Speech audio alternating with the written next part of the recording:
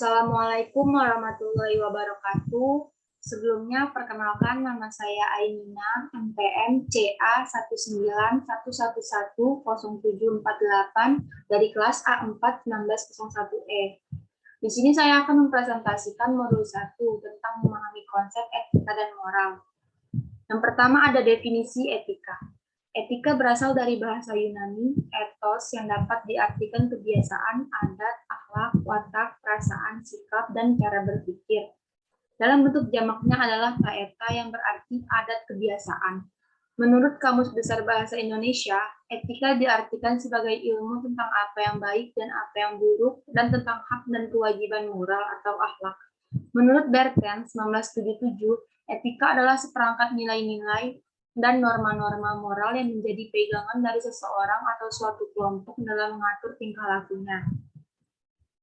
Etika merupakan bagian atau cabang dari filsafat yang di dalamnya berkalian dengan aspek moral dan pembenaran-pembenaran filosofis. Beberapa rumusan mengenai definisi etika yang dibuat oleh para ahli antara lain Bishop 2019, ada ethics, study of right and wrong, artinya bahwa yang dimaksud adalah benar atau salahnya tindakan manusia. Etika dalam studi ini masih terlalu sempit karena terlalu legalistik atau etika hanya memperhatikan benar atau salahnya tindakan manusia menurut peraturan yang berlaku. Yang kedua ada ethics, study of moral. Definisi ini secara tepat menunjukkan objek material etika. Adapun objek formal etika bersama ilmu-ilmu yang lainnya seperti sosiologis dan antropologi memberi pembatasan terhadap pandangan moral. Dan yang terakhir ada ethics is not the study of what is, but of what ought be.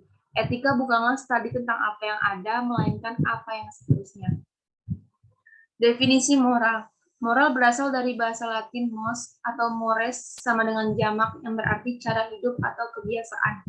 Menurut Kamus Besar Bahasa Indonesia, moral memiliki beberapa definisi, yaitu ajaran tentang baik buruk yang diterima umum mengenai perbuatan, sikap, kewajiban, dan sebagainya. Akhlak, budi, pekerti, susila. Yang kedua ada kondisi mental yang membuat orang tetap berani, bersemangat, bergairah, berdisiplin, dan sebagainya. Isi hati atau keadaan perasaan sebagaimana terungkap dalam perbuatan. Dan terakhir ada ajaran kesusilaan yang dapat ditarik dari suatu cerita.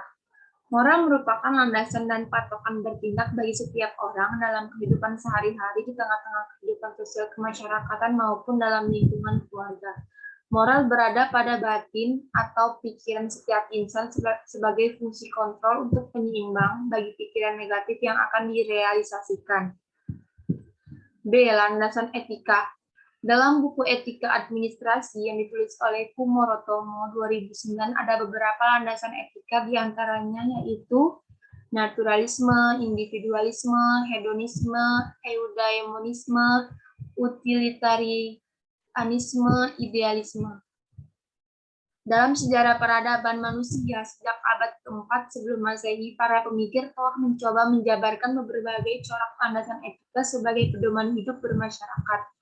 Gagasan-gagasan itu kemudian terkumpul dalam sejumlah Great Ideas de Layenji 1987, menerjemahkan dengan ide agung yang sesungguhnya bermula dari kesepakatan terminologis mengenai segala sesuatu yang melandasi moralitas manusia. Adapun beberapa prinsip tersebut yaitu ada keindahan, persamaan atau equality, kebaikan atau goodness, keadilan atau justice, kebebasan atau liberty, kebenaran atau truth. C. Etika sosial. Mengacu pada etika sebagai bagian dari kajian filsafat, dalam bahasan ini kita akan membagi etika menjadi dua bagian. Dalam Damastuti 2007 yaitu ada etika umum, merupakan prinsip-prinsip moral yang mengacu pada prinsip moral dasar sebagai pegangan dalam bertindak. Yang kedua ada etika khusus, merupakan penerapan moral dasar dalam bidang khusus. Yang ketiga ada etika individual, lebih menekankan pada kewajiban manusia terhadap dirinya sendiri untuk mencapai kesucian hidup. Etika sosial merupakan suatu etika sehubungan dengan relasi manusia dengan sesamanya dalam masyarakat. Etika sosial menunjuk pada etika yang berkenan dengan suatu masyarakat yang secara khusus berhubungan dengan pengaturan secara normatif relasi-relasi sosial dalam rangka tatanan hidup bersama. Sebagai cabang dari ilmu etika, ia mempelajari realitas sosial manusia, masyarakat yang dimaksudkan di sini dalam lingkupnya seperti keluarga, negara, politik, internasional, dan lain-lain. Etika sebagai suatu ilmu merupakan ilmu praktis yang normatif atau yang berkenaan dengan tindakan manusiawi yang harus dipilih dengan daya deliberasinya sedemikian rupa yang menopang realisasi kemanusiaannya menjadi pribadi yang baik. Akan tetapi, etika tidak bisa menunjukkan satu demi satu tindakan secara konkret karena partikularitas situasi hidup manusia yang kompleks, sehingga ia hanya menawarkan prinsip-prinsip etis dalam Chandra 2016.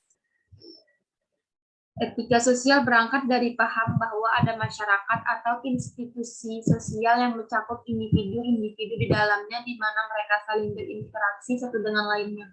Perubahan dalam suatu masyarakat dapat mempengaruhi individu dan tindakannya. Baiklah, mungkin sekian yang dapat saya sampaikan. Kurang lebihnya saya mohon maaf. Assalamualaikum warahmatullahi wabarakatuh.